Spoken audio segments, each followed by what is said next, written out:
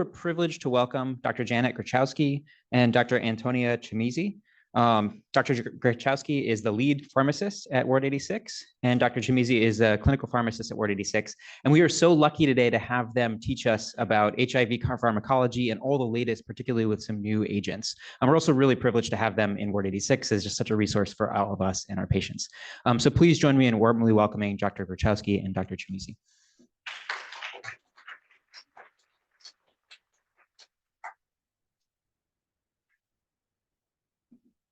Thanks so much for the warm welcome, Matt. So we have no disclosures to report. And then just a few of our objectives here. We're hoping by the end of the presentation, participants are able to distinguish key similarities and differences, particularly in these pharmacokinetic processes between orally administered and injectable medications, and be able to identify the drug interaction potential for our long-acting injectable options, and also be able to discuss our common interacting agents. And at the end, we'll finish off in a review of important drug interactions to consider regarding revival of care. So I just think I would be remiss with talking about long-acting injectable agents and not mentioning our top 4 NBA shooters of all time, led by our very own Stephen Curry. This is totally up for debate. You can talk to me after this. So moving right along into our first case, being referred for long-acting injectable, wanting to switch to cabotegravir rilpivirine. So we have a 54-year-old male patient on efavirenz-based regimen for the past 3 years, reporting pretty decent adherence. They're missing 1 dose per week. Past medical history includes class 2 obesity and anxiety disorder, and their medication list on their local records is listed as below. So we get a little bit more context about this patient. So they've been suppressed for the past 3 years on their efavirenz-based regimen, and no history of treatment failure. So genotype is wild type. BMI is high here, and we have labs from 2 months prior indicating that they continue to be suppressed. So being the astute clinician that you are, you go ahead and use your resources to check for drug-drug interactions, and 2 potential agents come up, efavirenz and omeprazole. So now we're thinking, like, does this matter for this patient? So bringing us to our first audience response question: which of the following describes long-acting injectable PK? Is it A, the rate of elimination far exceeds the rate of absorption? B, the clinical impact of drug interactions is mediated by the avoidance of that GI absorption? Or is it C, long-acting injectable exhibits similar peaks and valleys, similar to that we see with those orally administered medications? Or is it D, induction and inhibition can change the half-life, and we are concerned about risk of safety or efficacy? So I'll give you just a second to go ahead and make your selections.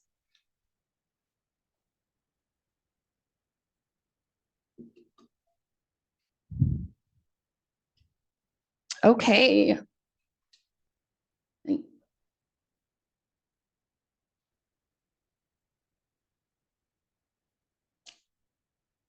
All right, so we'll say that we have the largest majority saying that induction and inhibition can change the half-life and risk safety or efficacy concerns. So this is really interesting, and I love to see the kind of the distribution of, amongst the responses.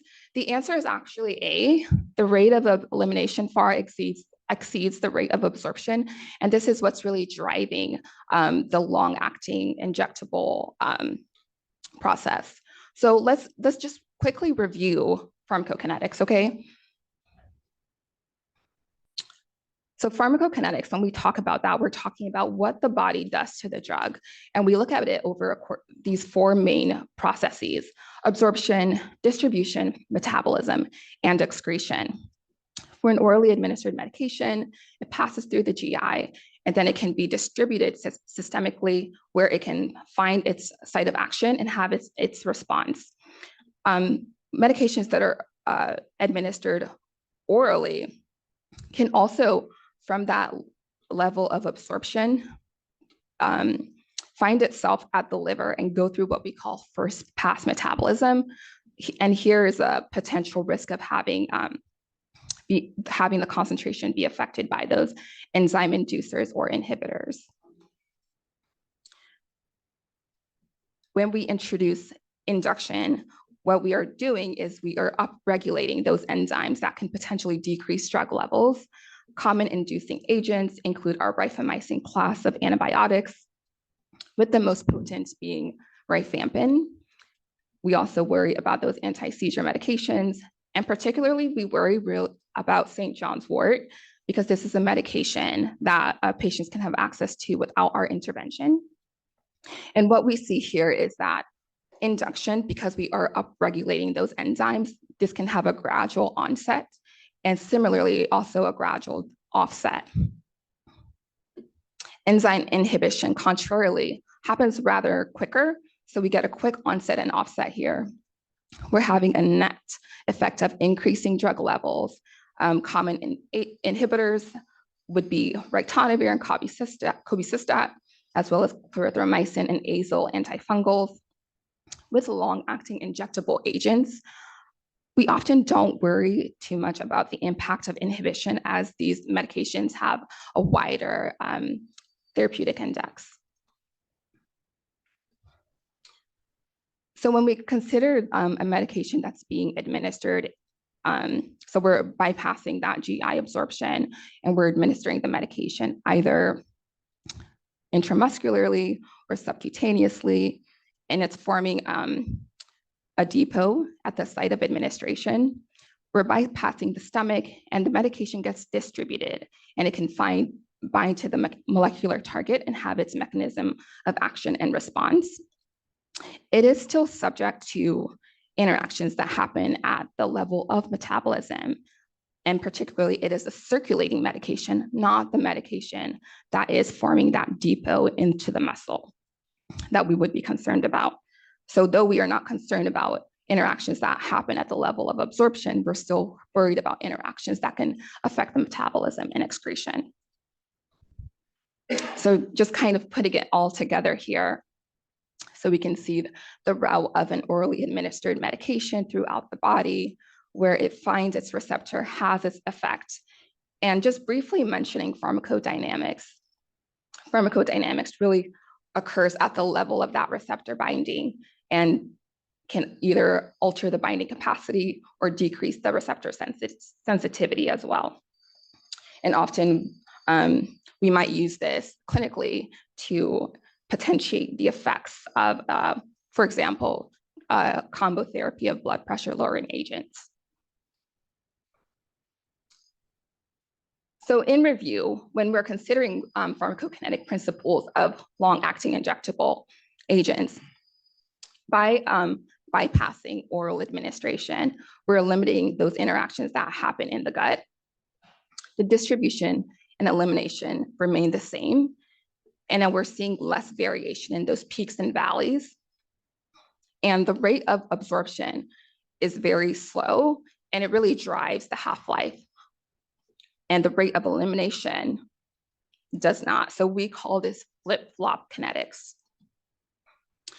And this slide just really is a graphical representation of what we mean by flip-flop pharmacokinetics.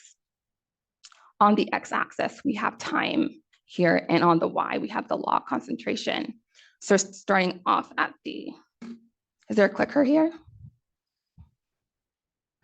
Starting off on the very far left, the purple is the orally administered medication, and the green is the intramuscularly administered medication, and there's no offending agent here. So you can see that once the medication is administered, we get that peak. So that ultra rapid absorption, the level comes all the way high, and then the rate of elimination is slower, which is the rate limiting step. And then on the green, we see that the rate of absorption is actually a little bit slower and the rate of elimination is faster. So you get more of a parallel line there. And now looking at the profile of the two drugs, as we introduce those enzyme inducers and inhibitors.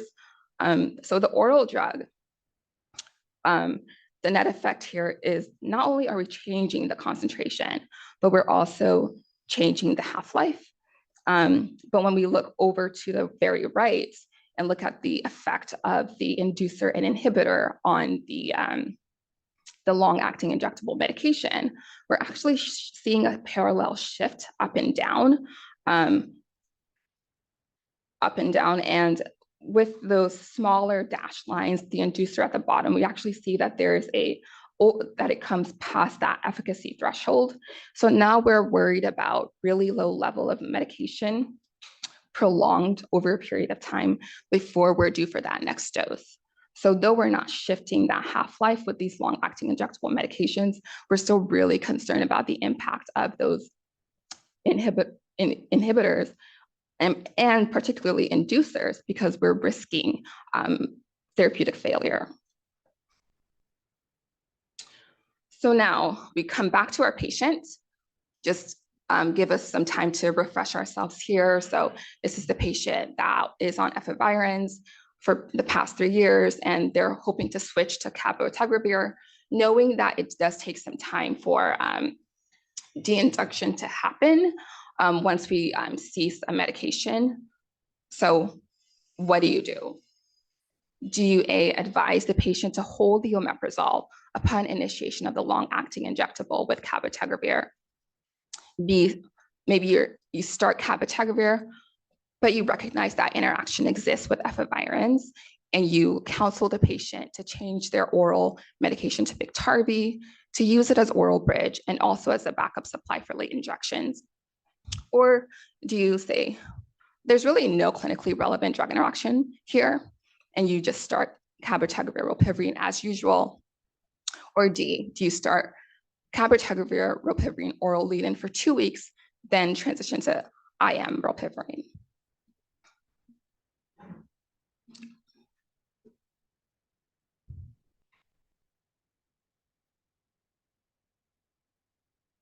So I'll just allow a second to get those responses in.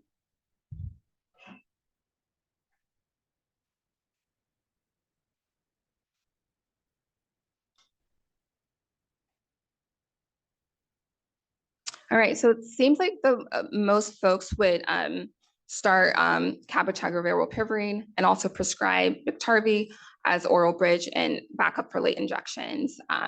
But there was a little bit of representation with the other answers as well. And I will get into why more than one answer may be correct. So just reviewing the PK characteristics of our long-acting injectable medications, we've already talked about the common inducers and inhibitors we typically worry about. So cabotegravir is a substrate of UGT1A1 and a minor substrate of UGT1A9. Its ability to, inhibit and induce medications here is not as clinically relevant. We only really worry about co-administration with methotrexate because it does have a more narrow therapeutic index. Rilpivirine is a substrate of CYP3A4. Once again, it doesn't really have the capacity to induce or inhibit enzymes. Lenacapavir, which Janet will talk in with a bit more detail, does have a more modest drug interaction potential, as it's both a substrate of CYP3A4, our glycoproteins, as well as UGT. And it also has the ability to moderately inhibit CYP3A4.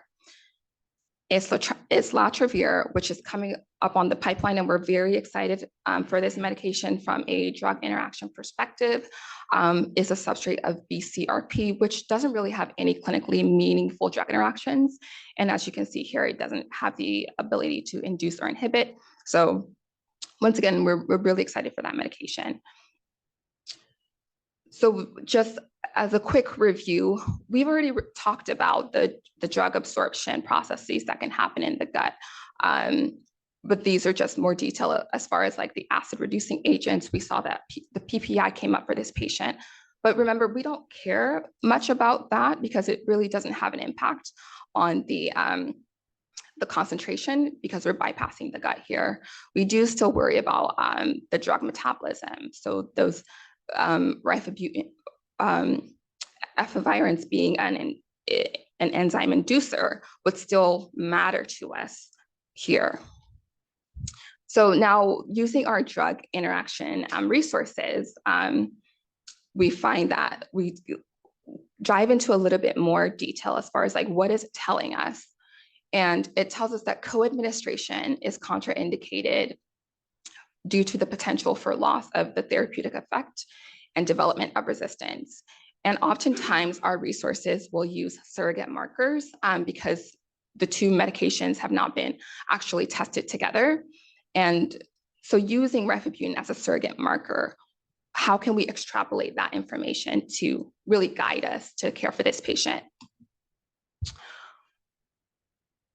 So there's a PK modeling study that looked at cabotegravir across a multitude of doses to see if we can adjust the dose of cabotegravir to really mitigate that drug interaction with rifabutin 300 milligrams at steady state, looking at what percentage of patients are able to maintain that efficacy threshold. So once again, we want to make sure that the information that we're extrapolating actually correlates to our patient.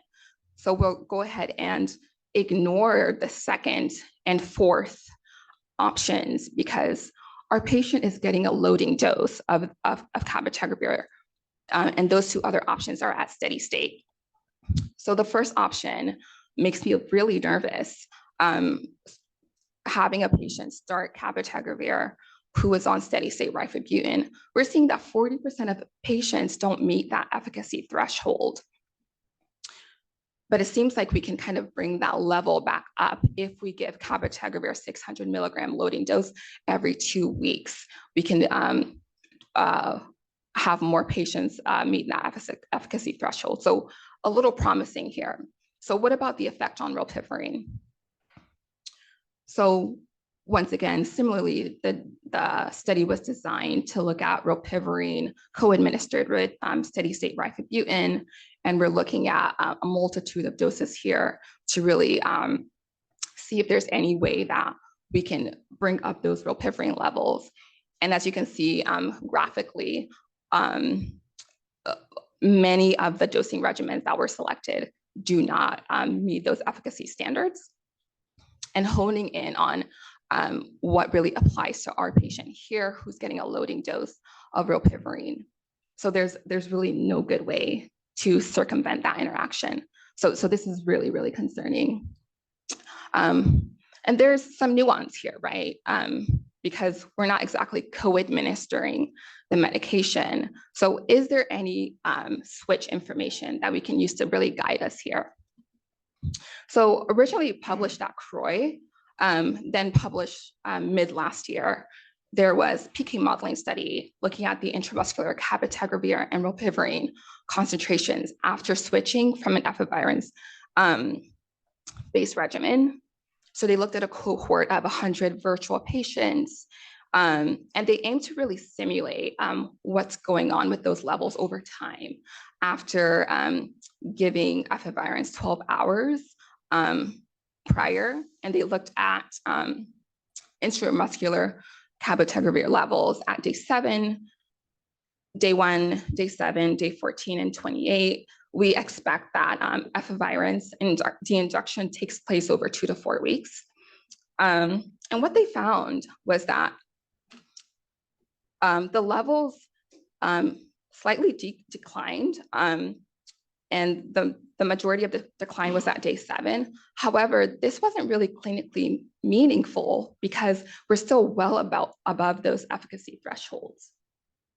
So they found that the residual concentrations were predicted to not really have a meaningful effect compared to those observed with the data from oral rilpivirine.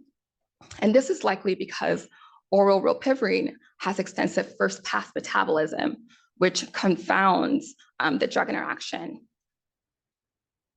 So what did we actually do here? So On day 0, patient had another viral load screened, and they were continued to be suppressed, which we expect.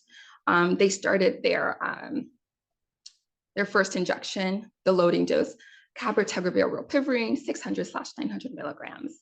And we went ahead and augmented them with oral cabotegravir rilpivirine, and the patient was up for that. They were also prescribed backup BCACP in the event of missed late injection.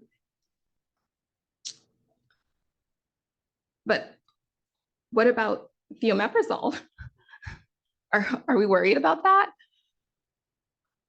So we remember that oral PPIs have been studied with rilpivirine greater than recommended doses up to 150, and we saw really, really significant decline. So we really want to avoid co-administering that.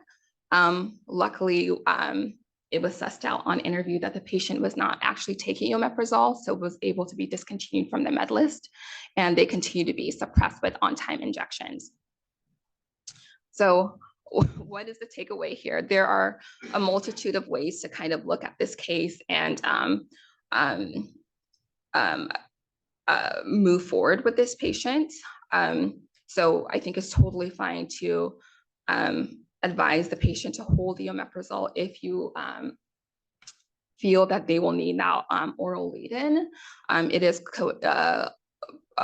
contraindicated to co-administer PPIs with oral rilpivirine. Not only is rilpivirine extensively goes through first pass metabolism, so we're worried about losing some concentration there, but also it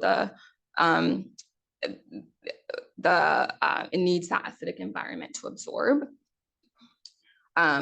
Could we also start cabotegravir and rilpivirine and prescribe BCACP as oral bridge and backup for late injections? Based on prior switch studies, we know that patients are able to immediately switch from efavirenz-based regimens to BCACP and maintain viral suppression. And we probably don't want to continue to have the patient take efavirenz because of the concern of the interaction there. Could we just start cabotegravir rilpivirine? There are no clinically relevant drug interactions here to consider. So I think in this particular case, this patient is suppressed. There's not active viral replication. If the patient is looking to really simplify their regimen, I think this is also a potential option to consider as well. And then would we start cabotegravir rilpivirine as oral lead-in? So for this patient, if they were taking the omeprazole, this really would not be a meaningful option for them because it's unnecessary because they're not really getting the full benefit of the augmented rilpivirine. All right, so with that.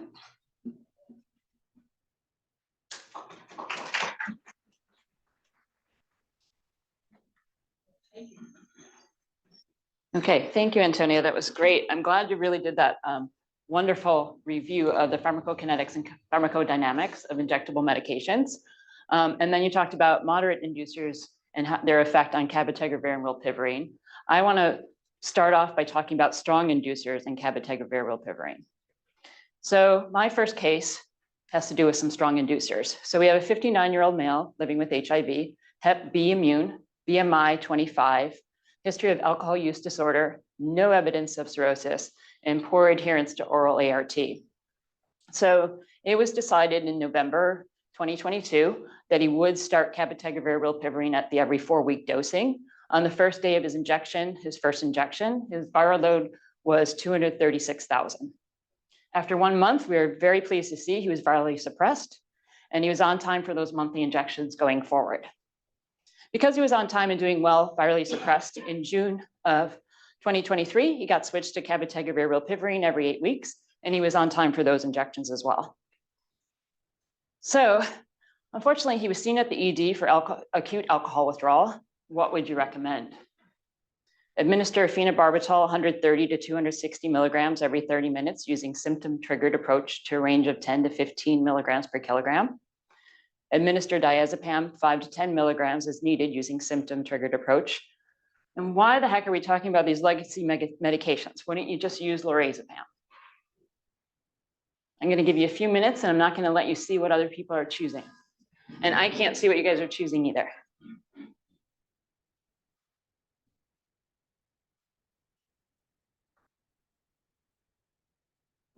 Okay, everyone went with diazepam. Cool. All right, let's talk about that.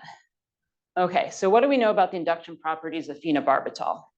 So phenobarbital is a strong inducer of CYP3A4 and UGT 1A1. And with cabotegravir, we have to be worried about that because it's a substrate of UGT 1A1. With rilpivirine, it's a substrate of CYP3A4. So we expect phenobarbital to lower levels of both medications. But this is like an injectable phenobarbital that they're giving for alcohol withdrawal, and it's just 1 or 2 doses. So how much do we have to worry about the induction, and how long do we have to worry about the induction for? What we know for cabotegravir is that they did look at a physiologically based pharmacokinetic modeling study with using, they said it was oral cabotegravir. I mean, this is just a modeling study, so it wasn't in vitro, or yeah, in vitro. It wasn't in vivo. And they saw that because of the UGT 1A1 induction of phenobarbital on oral cabotegravir, it would reduce the levels by about 30%. They didn't say how long that would last for or what dose of phenobarbital they used. And they just overall said that we would expect the same to happen with the IM injection. So what do we know about rilpivirine and phenobarbital? Nothing. So we could use the approach of looking at something like rifabutin, which is a moderate, rifampin, which is a strong CYP3A4 inhibitor as well. The other thing is this happened before. So phenobarbital is a strong CYP3A4 inhibitor, so it can inhibit other antiretrovirals. So this question had come up years ago when they started using phenobarbital, again, for alcohol withdrawal. And we had a conversation between the inpatient pharmacist and myself, like, how important is this? If somebody gets phenobarbital injections, do we have to start doubling their dose of darunavir? And so we looked back in the literature to see what we could find. We found a whole bunch of old studies. So in 1989, there was a study where they were trying to figure out what the actual effects of CYP inducers have on the CYP enzyme in the body. And so they did this, they were looking at metabolites of cortisol to represent the course of enzyme induction of drugs. And what they found was that after 7 days of giving phenobarbital daily in healthy individuals at 100 milligrams a day, there was no difference in metabolite excretion. So it didn't look like after 7 days that it turned on those CYP enzymes. They did see evidence of enzyme induction after 14 days. So maybe it takes a while for this to start to take effect. Anthonia did mention that this was a gradual process. So they found a review article and talking about that enzyme induction is gradual. And it said that the enzyme induction does not actually occur until the inducing drug reaches a steady state. So maybe it has to do with the half-life of the inducing drug. So phenobarbital has a really long half-life of 50 to 100 hours. So it would take 10 to 14 days to reach steady state. So it might take 10 to 14 days before it starts to upregulate the CYP enzymes. Rifampin has a half-life of 3 hours. So within 24 hours, it's at steady state and starts ramping up those enzymes. So maybe there is a difference between the drugs. Maybe just 1 dose of phenobarbital isn't going to make that big of a difference. We don't know for sure. And so I found this article where they were looking at giving nevirapine as a one-time dose to prevent prenatal transmission of HIV. And they would give the nevirapine to the mom, but they would want it cleared quickly so that it wasn't hanging around at low levels, because nevirapine has a long half-life, and to prevent risk of resistance to nevirapine if it was in the mother's body for a long period of time. And they found that they would give inducers to see if they could get nevirapine to be cleared faster. They found that phenobarbital did not change the nevirapine elimination half-life, so the nevirapine still hung around with phenobarbital, but these carbamazepine and phenytoin, which have shorter half-lives than phenobarbital, it did clear the nevirapine like they were hoping it would do. I don't think they ever used this, but it was just a study, and it gave us a little demonstration that phenobarbital might be a little bit different than the other inducers. Well, so we went back and we looked, this actually happened to this patient. So this is our experience with phenobarbital and cabotegravir rilpivirine. So this is real life. This is our patient. We talked about that he got his first injection of cab rilpivirine in November 2022. See his high viral load of 363,000. I don't have all the dates of his cabotegravir rilpivirine doses. Know that they were all on time. So a month later, virally suppressed. Yay. Then in February of 2023, without our knowledge, he was in another ED and he got a dose of phenobarbital. The ED pharmacist at that time said he shouldn't get any more. He's on cabotegravir rilpivirine. Then he happens to be at Ward 86, probably getting an injection in February 2021. Viral load is suppressed. Then in March, again, without our knowledge, he gets phenobarbital in an outside ED. In May 29th, he gets 390 milligrams phenobarbital in an outside ED. On the 2nd of June, 3 days later, he happens to come in, and that's the day that we're planned to switch him to his every 8-week cabotegravir rilpivirine. He's been on time for his injections. We haven't been checking viral loads because he had been suppressed. But that day, since we're doing the switch, we check his viral load. It happens to have a little blip after that phenobarbital 3 days later. I don't know if it's associated, but that's what we see. Then 2 weeks later, he gets more phenobarbital in another ED. He happens to come into Ward 86 14 days later, and we happen to check a viral load. There's a bigger blip. Does that have to do with the phenobarbital? I don't know. But this makes me a lot more nervous about phenobarbital than what I had thought in the past. We're lucky to, I'm really happy to report that this patient has remained suppressed, no more phenobarbital, still on every 8 weeks. But this makes me think no more phenobarbital for our patients on antiretrovirals. So the right answer, which you all guessed, was the diazepam 5 to 10 milligrams is needed. Lorazepam, I guess, is used if there's evidence of cirrhosis. So now so that's my spiel of what I've learned putting this presentation together. Phenobarbital is a strong inducer. People are using it more often for alcohol use withdrawal. I would not use it with patients on antiretrovirals. Let's move on to lenacapavir drug interactions. Another case. So we have a 65-year-old patient living with HIV. They have a history of an M1A4V mutation. They have myelopathy. They have a history of diarrhea on PI-based regimens. They have COPD, and their hypertension is well controlled. Their current medications are BIC, FTC, TAF once a day. They're on a triple combo inhaler, budesonide, glycopyrrolate, formoterol, and they're using that 2 puffs twice a day. And they're on amlodipine 5 milligrams once daily. This myelopathy, they couldn't find a cause for it. And so the doctor and the patient had a talk. Maybe it's INSTI related, maybe it's not, but let's try you on a different regimen to see if the myelopathy goes away. They didn't want to do doravirine 3TC TDF by itself because we don't know what the M1A4V would have, if that would work with an M1A4V. There's no studies on that. So they decided to add lenacapavir to have a drug that's going to have full potential. And they're going to do the switch to see if the myelopathy goes away if it's INSTI related. So we're going to make that change. What medication changes will you make because of the drug-drug interactions of switching to lenacapavir? And Anthonia helped you earlier by mentioning this earlier.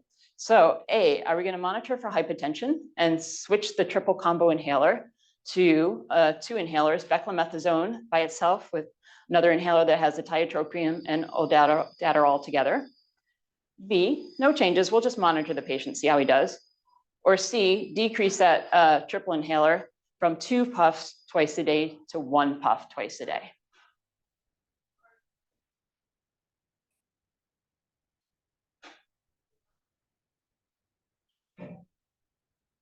Okay.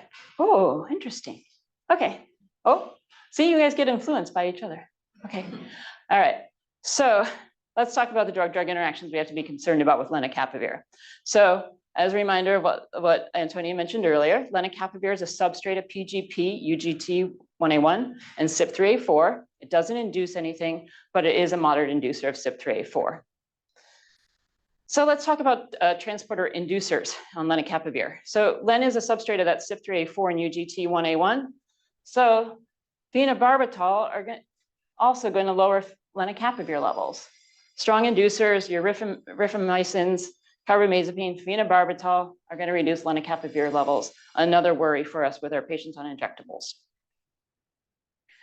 And These are some enzyme and transporter inducers and what were studied with lenacapavir. So what do we definitely know? So efavirenz, which Anthonia talked about, which is a CYP3A4 inducer, a moderate inducer of CYP3A4, but it also induces PGP, which lenacapavir is a substrate.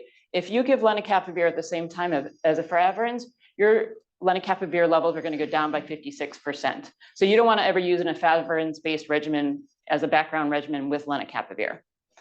What about the rifamycins? So rifampin is a strong CYP3A4, strong PGP, strong UGT, 3 things going against lenacapavir. It lowers lenacapavir levels by 85%.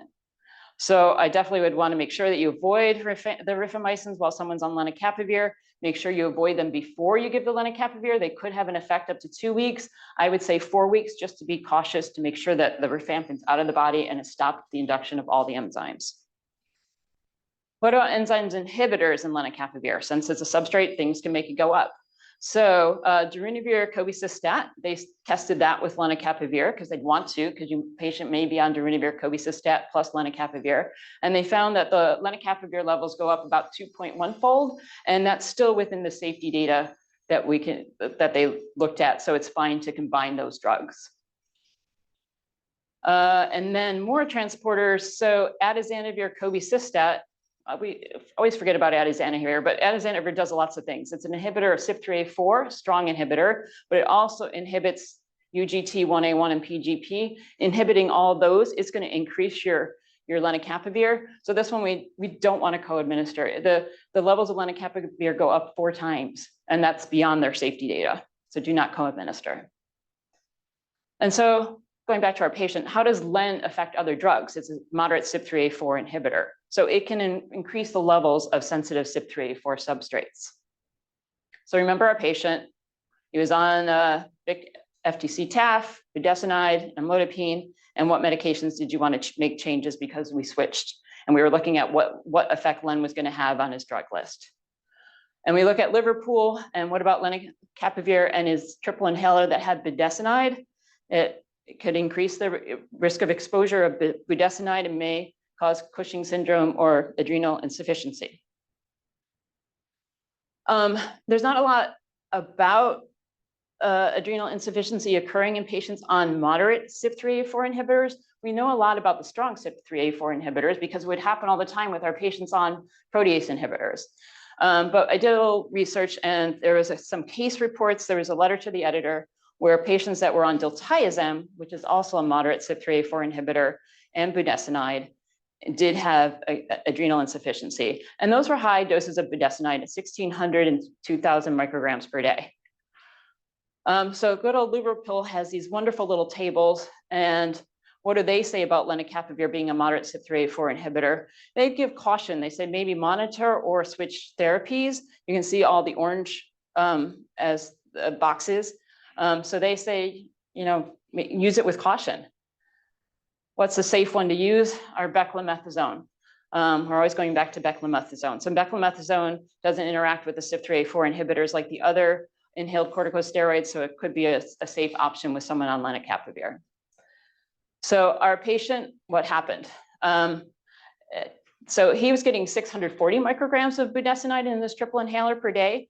And he had to talk with his doctor, and they actually made a decision to do the switch. They're going to switch the 2 inhalers, the beclomethasone, which is safer for your inhaled corticosteroid, and then the LAMA and LABA in a second inhaler. And what about the amlodipine? Well, amlodipine can be boosted by lenacapavir, and because diltiazem is our surrogate, diltiazem can increase amlodipine by about 60%. We can expect about the same with lenacapavir, and it was decided just to monitor for hypertension. So the answers that are correct: 1, you could monitor for hypertension and switch to the combo inhaler, or no changes needed, just monitor. The third one is wrong. Those triple inhalers, you have to follow the directions. If you decrease the dose, you're not going to get an effective dose of your long-acting antimuscarinic or your long-acting beta agonist. You have to switch them off of it, unfortunately. So what happened? So in May 2023, that's when the patient received his first len injection and the oral lead-in. And he started doravirine 3-TC TDF. They got switched to the 2 separate inhalers, and they continued their amlodipine. In November 2023, they had a follow-up visit with their PCP, and they were complaining of shortness of breath. And he reported that he was only using his beclomethasone. So not such a good thing, switching to 2 inhalers. He also reported he stopped the doravirine 3TC TDF, and he switched back to BIC FTC TAF, and Len had been discontinued. He said the myelopathy didn't go away. He didn't think it was related. He didn't want to bother being on an injectable and doravirine. So it's been 6 months since his last Len injection. The PCP wants to switch to a different triple combo inhaler to improve adherence. That's a really good idea. So she suggests the fluticasone, umeclidine, and vilanterol. It's been 6 months since his last injection. Do we need to continue to monitor for adrenal insufficiency? Our last audience response, yes or no?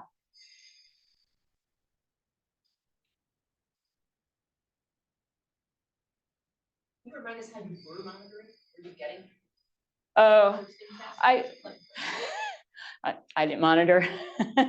I think just watching the patient for signs of adrenal insufficiency, and I think it would be prescriber, how they feel about it. But yeah, I guess you could start checking the cortisol levels and stuff. Yeah. So Len is injected every 6 months. How long do we need to worry about potential drug-drug interactions? The manufacturer says 9 months.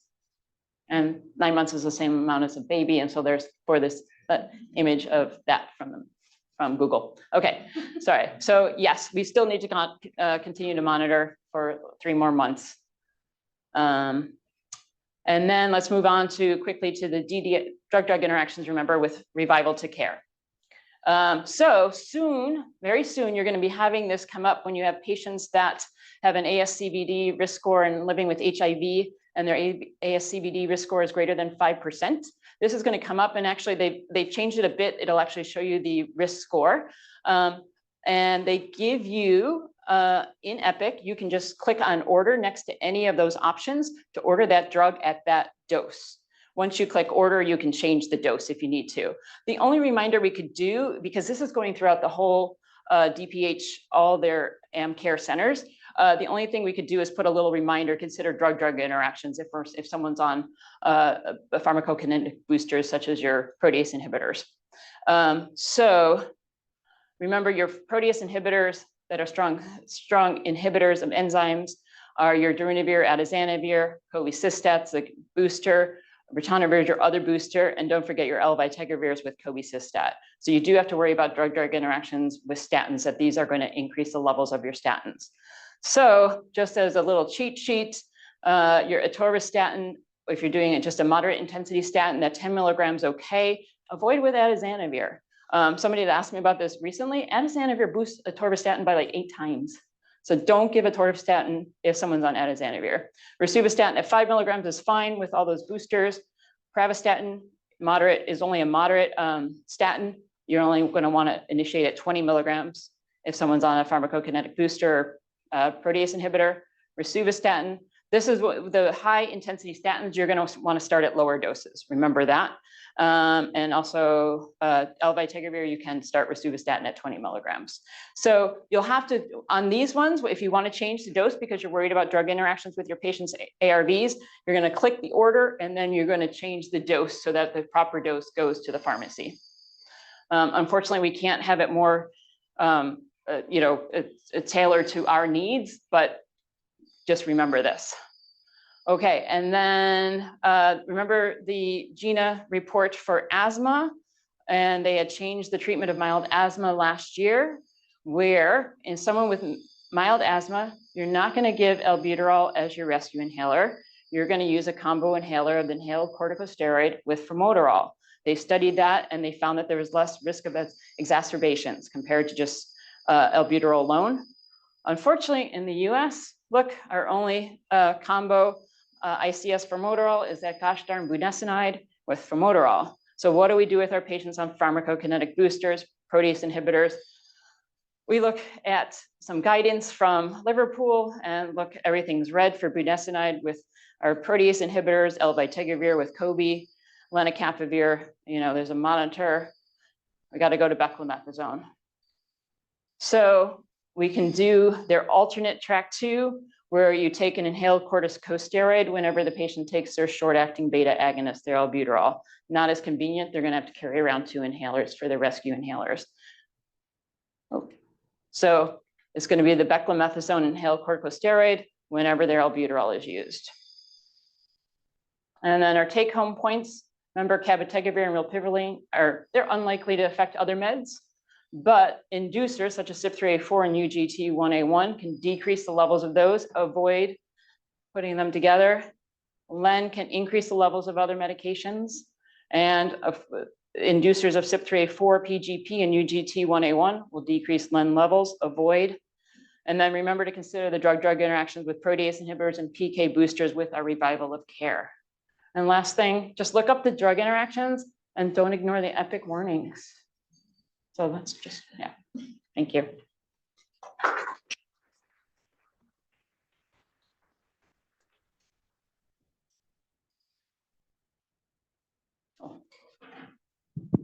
Okay, thank you so much, Janet and Antonia, for a really excellent talk. So we have a few minutes for questions. I can open it up to the audience if people have questions that you'd like to ask. Great, so we'll come to Monica here first.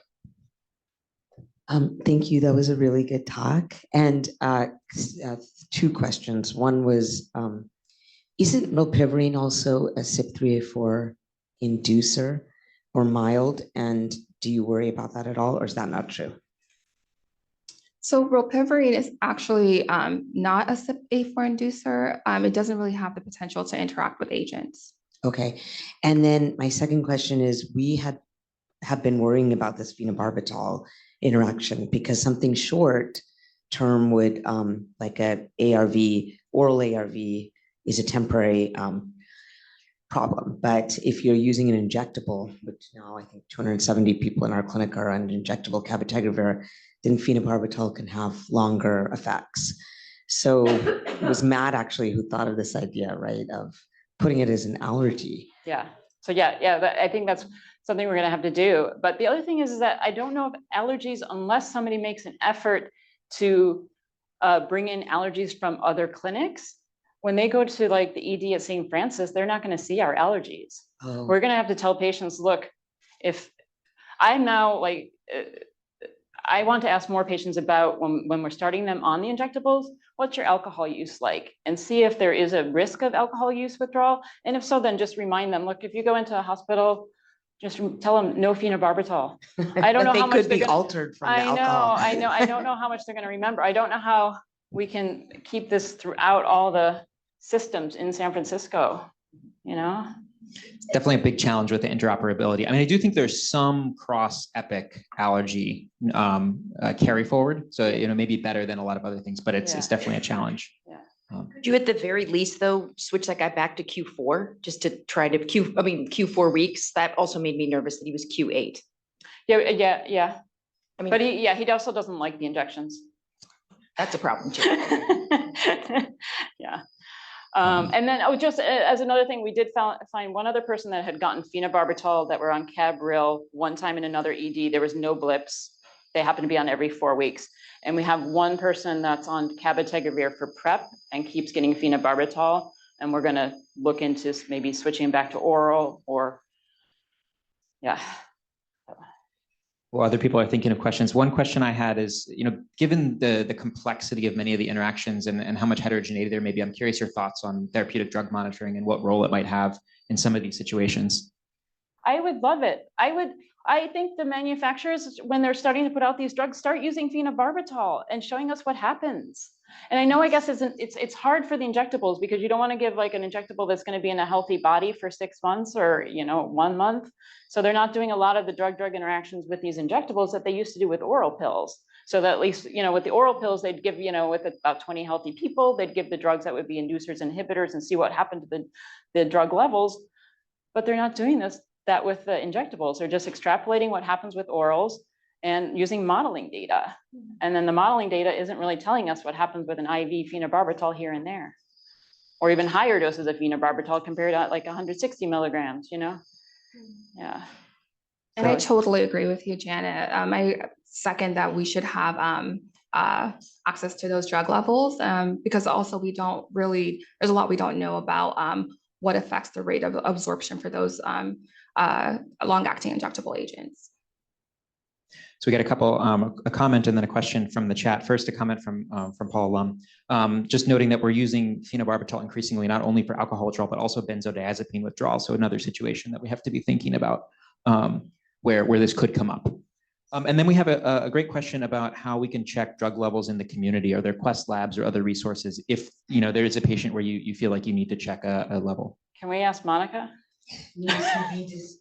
We had I think a really good discussion at our SPLASH meeting last week about the fact that I think we have more people probably on treatment than proportionally than I can think of in terms of any other clinic. And in Europe, or at least in the Netherlands, they're doing therapeutic drug monitoring for cabotegravir and ropivirine because of these concerns of these disparate pharmacokinetic variabilities. So we are starting we're going to do two things. We're going to retrospectively look at with remnant plasma samples, good idea, drug levels, and then we're going to put in an IRB to do prospectively drug levels in our patients, and it'll be done in our laboratory because we have a lab that does this. Yeah, and I really think that needs to be done just so that we can also just share with the rest of the world of what can happen with these medications. Yeah. Great. And there's one other question about interactions of modafinil with cabotegravir or ropivirine and any experience with that. So that hasn't come up for us just yet. But if I can remember correctly, and I might be wrong on this, but modafinil I think is a moderate inducer, so we can probably extrapolate information from rifabutin. Other questions from anyone else? Street drugs, I know you can't research that. It's hard to research street drugs, but we know that a lot of our patients use various street drugs. And is there anything that you can tell us about that? Liverpool. When I was searching on stuff for Liverpool, there's a whole bunch of stuff on street drugs. I didn't look at it, but yeah. Great. And we put the Liverpool link in the chat as well for those of you who are online. It's a really helpful resource. Yeah. Other questions? Sorry, just to plug other things in Liverpool, not only are there the interaction checker, but there's those tables that I was showing you. And then there's also tables on like the street drugs and stuff. So there's a lot of interesting things when you look at the whole website.